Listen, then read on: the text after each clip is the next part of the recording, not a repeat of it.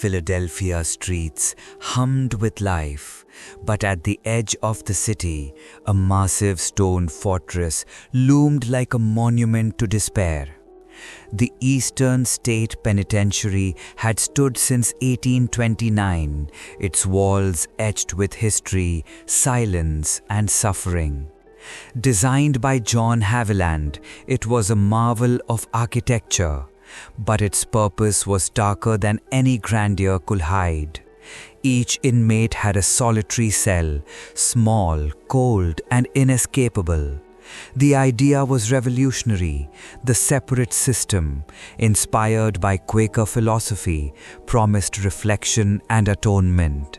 But instead of spiritual cleansing, it forged despair, madness, and shadows that lingered long after the living had gone. The penitentiary was meant for 250 inmates, each isolated in their own cell to contemplate their sins. But humanity, stubborn and chaotic, overflowed its confines. Soon, the halls groaned under the weight of over 1,700 prisoners. The air was thick with tension, anger, and the kind of silent suffering that leaves marks on both the body and the soul. Visitors today walk its halls and see a ruin, but if they pause, they feel it, the weight of eyes that never blink, the whispers of footsteps that should not exist, the chill of sorrow that has not faded in centuries. Famed author Charles Dickens once walked these halls, observing men trapped by walls and despair. He noted the silence, the unnatural hush that enveloped solitary cells. He could not have known that the very walls he studied would one day hum with stories of the paranormal, echoing the suffering of 1,000 lost souls. Among the infamous inmates was Al Capone, whose presence was legendary not only for crime, but for the tales that followed him inside these walls. It is said he was tormented by the ghost of James Clark, a victim of the St. Valentine's Day massacre. Late at night, guards claimed to hear Capone muttering to empty cells or suddenly freezing mid-step as though he was speaking to someone no living man could see. Willie Sutton, another infamous figure, orchestrated a daring escape with 12 others. It was a feat that echoed through the prison's stone halls, but legends grew darker. Some say that the spirits of those who suffered under the prison's cruelty marked the escape, twisting it into curses and warnings that still lingered in the abandoned corridors. The prison itself became a living entity of dread. Cell number 6, for instance, had long been whispered about by guards and inmates alike. Shadows slithered along the walls, creeping in impossible angles, disappearing when approached, leaving only the faintest imprint of fear behind. Those who tried to watch the cell for hours spoke of movement just beyond their vision, a shifting presence that seemed to breathe with malice and curiosity simultaneously. Cell number 4 offered a different kind of horror. Faces appeared in the darkness, staring from the very walls themselves, unblinking, sorrowful, or sometimes leering. The faces were fleeting, almost human and yet inhuman, shifting and vanishing in the blink of an eye. Many who glimpsed them swore they could feel the eyes follow them as they walked the corridor, as if the stone itself had become sentient. Cell number 12 was known for sounds. Guards on late-night shifts claimed to hear laughter, low, cruel, and mocking. Sometimes it was a childlike giggle, other times the roar of a man broken by solitude. The sound came from nowhere, and yet it was everywhere, reverberating through stone corridors as though the prison itself were laughing at the living intruders daring to walk its halls. The penitentiary's guard towers were not exempt.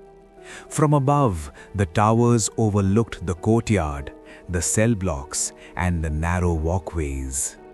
Staff today claim to see figures standing in those towers, tall, shadowy silhouettes that appear to watch over the grounds with eyes invisible to the human gaze.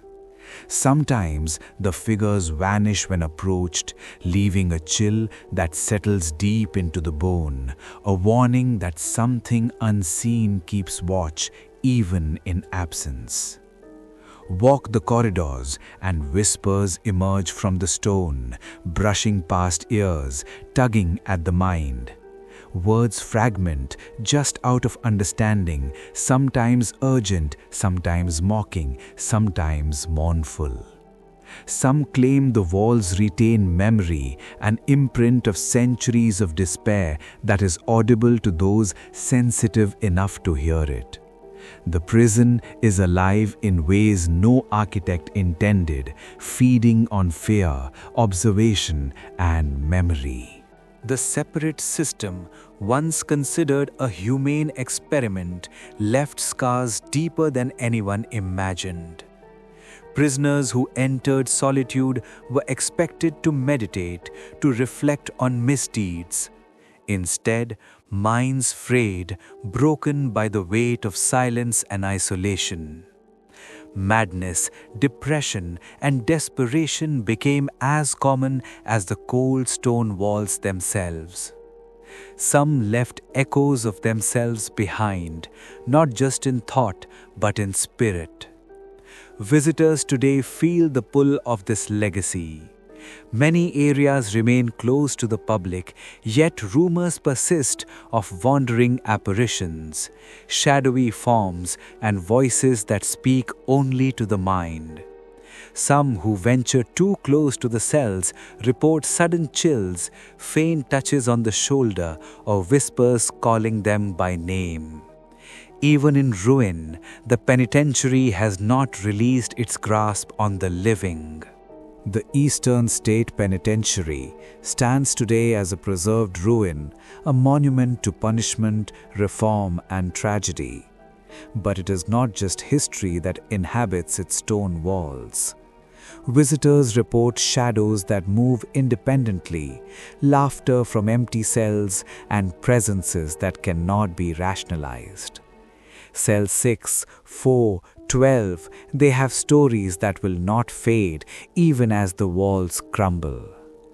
Al Capone and Willie Sutton are long gone, yet their ghosts mingle with those of nameless inmates, blending anger, sorrow, and madness into the very architecture.